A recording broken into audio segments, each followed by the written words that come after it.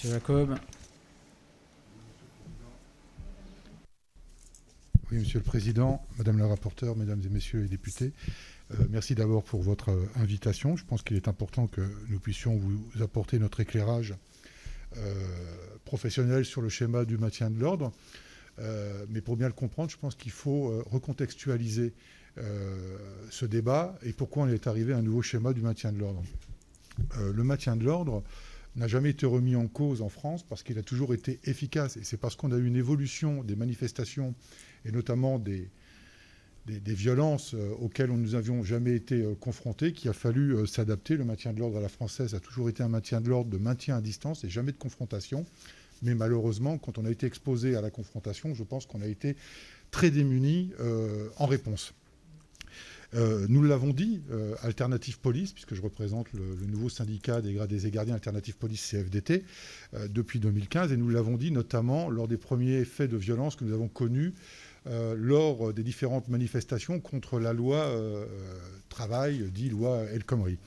Et à l'époque, nous avions été confrontés aux ultras, aux black blocs, aux casseurs, et c'est ce qui a commencé à montrer un peu le maintien de l'ordre un peu passé de notre pays et qui n'était pas du tout adapté à la confrontation. Alors dès le départ, nous avons prôné, et je vais être redondant avec ce qu'ont dit mes collègues, mais ils ont raison et nous le partageons, sur le fait qu'il est déplorable et malheureux que les professionnels que nous sommes, et notamment les CRS, n'aient pas été associés un seul instant à la concertation, aux discussions, pour trouver les bonnes solutions et les bonnes réponses, parce que ce sont les techniciens de terrain qui peuvent dire ce qu'il faut faire et adapter la technique du maintien de l'ordre à la réalité à laquelle nous sommes confrontés. Alors, fort heureusement, je me félicite que Christophe Castaner et ses équipes et Gérald Darmanin aient pris en compte tout ce que nous avons pu dire dans des tribunes médiatiques, puisque Alternative Police, dès 2016, prônait la mise en place de différents types de choses pour garder d'un côté le maintien de l'ordre classique qui malheureusement ne pourra pas être supprimé parce qu'on en aura besoin, c'est-à-dire apporter une réponse de force légitime par rapport aux violences auxquelles nous sommes confrontés pour mettre un terme aux troubles à l'ordre public. Mais si on peut l'éviter, il faut mettre en place des moyens adaptés, et je me félicite que certaines soient reprises dans le schéma qui est proposé, à savoir le principe de la désescalade, qui est notamment prôné et pratiqué notamment en Allemagne, avec des médiateurs qui, en amont de la manifestation, sont en contact permanent, discutent, dialoguent et essayent de faire en sorte qu'il n'y ait pas de débordement, ou pour le moins d'essayer de convaincre les manifestants pacifistes de ne pas se mêler à ceux qui viennent pour casser. Et c'est ce à quoi nous avons été notamment confrontés avec la manifestation des Gilets jaunes, où on a des gens qui se sont retrouvés au milieu d'affrontements entre CRS et casseurs. Et donc cette désescalade, elle est importante, tout comme d'ailleurs ce que nous demandions depuis maintenant 5 ans, c'était la mise en place de matériel conséquent, audio, très puissant, qui permettent de bien faire comprendre à la population ce que nous allons faire, comment nous allons intervenir quand on donne les ordres de dispersion, ainsi que des matériels lumineux comme l'Allemagne a su s'en équiper. Donc ça, je me félicite que ce soit pris en compte et que ce soit déployé, même si on n'a pas vraiment encore un détail très précis de ce que l'on va avoir en matériel. Mais j'aimerais surtout souligner, alors il y a les canons à eau, je ne vais pas rentrer dans la liste à l'après-vert, il manque de matériel lourd comme les canons à eau. On avait prôné aussi la mise en place de traceurs chimiques pour pouvoir interpeller a posteriori les casseurs plutôt que d'aller au contact direct et avoir des blessés de part et d'autre. Et je rappelle que les policiers ont enregistré des milliers de blessés aussi pendant les manifestations des Gilets jaunes, et que les problèmes que nous avons pu rencontrer, notamment malheureusement certains dommages collatéraux graves, sont avant tout la conséquence d'affrontements qui ont eu lieu non pas avec des CRS, qui ont globalement et qui ont très bien fait leur travail parce que ce sont des professionnels du maintien de l'ordre, mais des personnels qui ont été envoyés en renfort, qui ne sont pas CRS, qui n'étaient pas équipés, qui n'étaient pas formés au maintien de l'ordre et qui se sont retrouvés face à des personnes particulièrement virulentes et dont le seul moyen de protection qu'ils avaient en leur possession était cette arme qui a fait et qui fait toujours polémique, le lanceur de balles de défense. Voilà. Donc je pense que, et un collègue parlait de la formation tout à l'heure, je pense qu'il faut réfléchir au-delà même du schéma du maintien de l'ordre, à la formation des policiers en général, les CRS en particulier, mais je pense que tout policier doit aujourd'hui avoir une formation en matière de maintien de l'ordre, parce que malheureusement, j'espère que nous ne connaîtrons pas d'autres gravités de mouvements sociaux, et on est syndicaliste, donc on sait un peu de quoi on parle en matière de mouvement social, mais il est à craindre que de toute façon, les mouvements sociaux à venir seront phagocytés par des personnes qui de toute façon sont là pour remettre en cause l'autorité de l'État et notre démocratie, et qu'on sera de plus en plus confrontés à de la violence, et que nous devons être en capacité d'y répondre sans provoquer ou sans aller à avoir des dommages collatéraux tels que nous les avons connus pendant les manifestations des Gilets jaunes. Je vous remercie. Merci bien de ces prises de parole. Oui, merci. Merci, Monsieur le Président, pour répondre sur le fond. Et si vous me permettez, dans la foulée, je laisserai la parole à mon collègue Laurent Noulin, qui est lui-même CRS et qui travaille encore sur le terrain. Moi, je pense qu'il faut qu'on soit tous responsables et que nous n'ayons pas de position dogmatique. Il n'est pas question de désarmer les CRS et d'empêcher nos collègues de rétablir l'ordre républicain et de garantir la sécurité et la tranquillité de nos concitoyens et de mettre un terme à l'ordre aux troubles publics. La désescalade, c'est un travail en amont à l'action répressive, entre guillemets, des forces de sécurité pour mettre un terme aux exactions qui sont commises. Donc l'un n'empêche pas l'autre. On ne demande pas au titre de la CFDT un parallélisme des formes avec ce qui est fait en Allemagne, mais bien d'adapter ce qui peut être intéressant dans d'autres pays d'Europe et de l'adapter à notre maintien de l'ordre qui est quand même atypique par rapport aux autres pays, et que si en amont on peut faire en sorte d'éviter toutes les problématiques de violence, on les évitera jamais à 100%, hein, le risque zéro n'existe pas malheureusement, mais en tous les cas si on peut les atténuer pour une partie de la population qui manifeste en faisant de la désescalade dans le cadre de médiation, je pense qu'il est opportun de s'y pencher et de voir si ça fonctionne. Sur l'armement, là aussi, nous n'avons pas de position dogmatique au niveau d'Alternative Police. Nous, on est ouvert à toutes les solutions. La seule chose que l'on dit, c'est que si on retire un type de matériel aux policiers, il doit être remplacé par un autre type de matériel.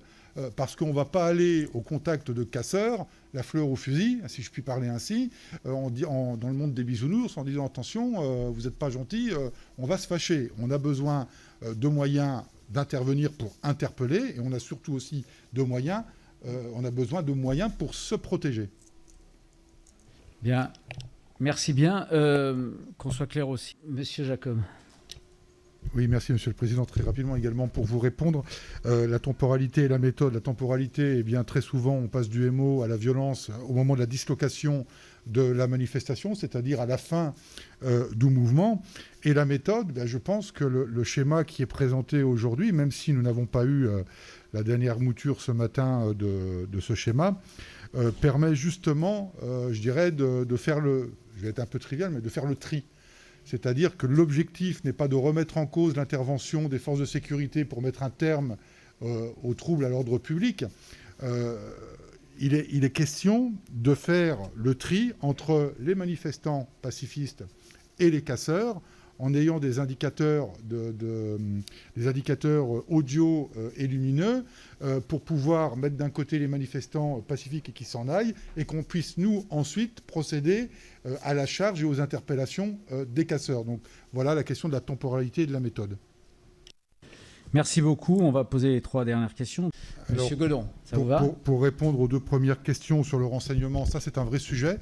On a été confronté en 2016, notamment sur la préfecture de police, lors des manifestations contre la loi El Khomri. On avait, dans la pratique, du maintien de l'ordre et en amont d'avoir des policiers en civil qui étaient au cœur même des manifestations et qui faisaient le renseignement pour nous signaler, dans le cadre de la gestion du maintien de l'ordre, les éléments perturbateurs qui venaient s'agréger.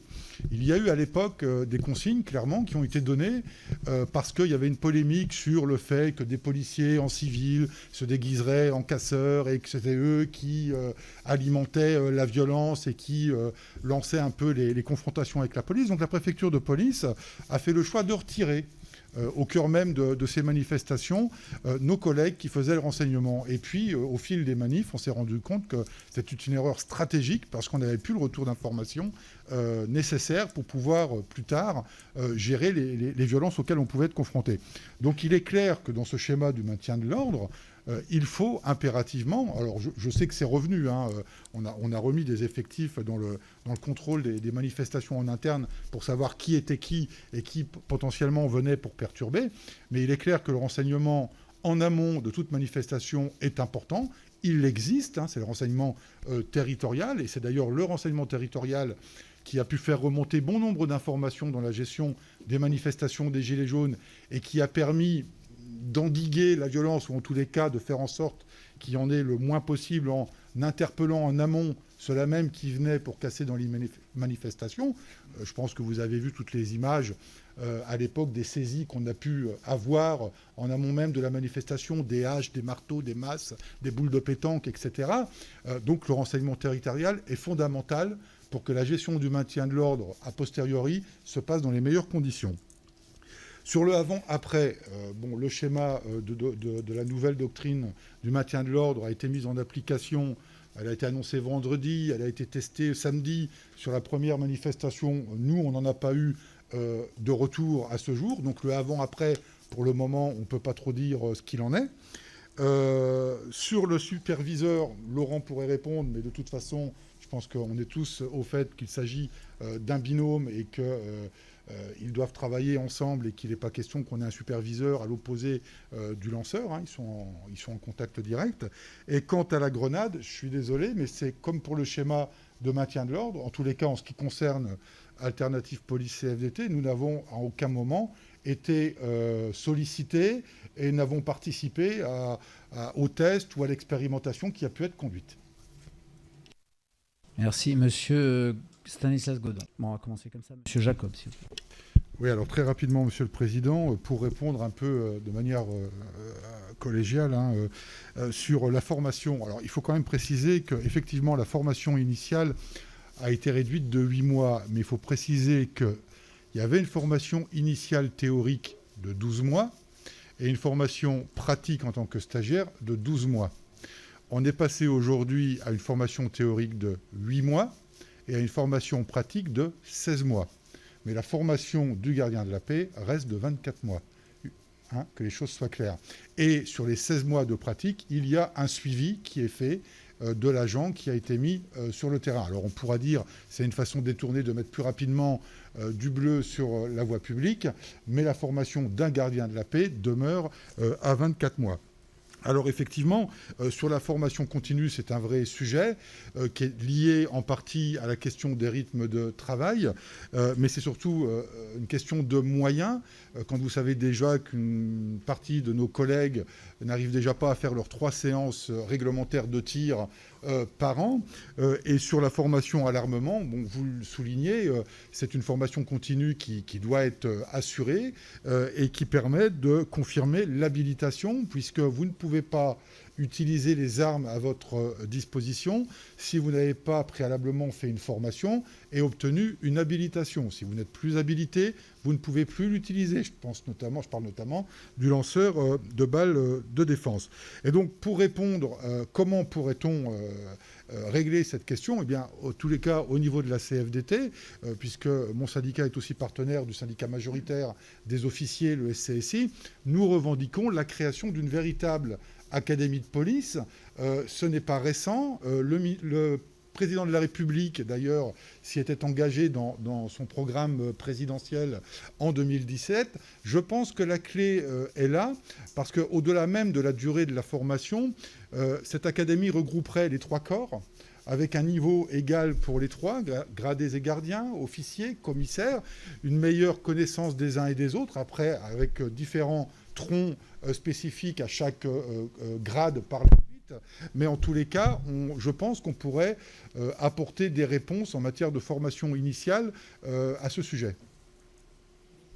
Merci beaucoup. Dernier mot, M. Jacob, rapide. Oui, très rapide. Je crois qu'on est tous unanimes pour dire que de toute façon, on n'a rien retenu du rapport du défenseur des droits, dogmatique et partial. Et je rejoins complètement les déclarations. Éviter les dommages collatéraux, éviter les blessés. Bien évidemment, personne autour de cette table, en tous les cas, nous, forces de l'ordre, n'allons travailler dans l'idée de blesser, voire de tuer quelqu'un. Mais entre adapter les moyens, réformer le schéma du maintien de l'ordre, c'est une chose. Retirer l'armement qui nous permet de garantir la sécurité des personnes et des biens et aussi notre propre sécurité, c'est pas entendable. Donc les armes intermédiaires sont nécessaires. Qu'elles soient adaptées, remplacées par d'autres moyens, oui. Les retirer pour nous laisser comme seul outil notre arme de service, non. Bien. Mesdames et messieurs les syndicalistes, merci de votre présence aujourd'hui. Je tiens, au nom de cette commission et au nom de tous les collègues, à vous dire que nous avons commencé nos auditions par l'audition des syndicalistes de la police et des associations de gendarmes.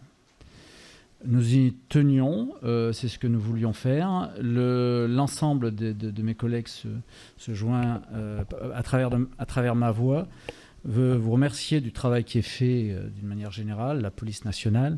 On fera la même chose avec les gendarmes, sur la police nationale, sur votre dévouement, sur ce que vous faites à la fois sur le maintien de l'ordre, mais aussi tous les jours, et vous dire notre soutien dans cette mission-là. Merci beaucoup.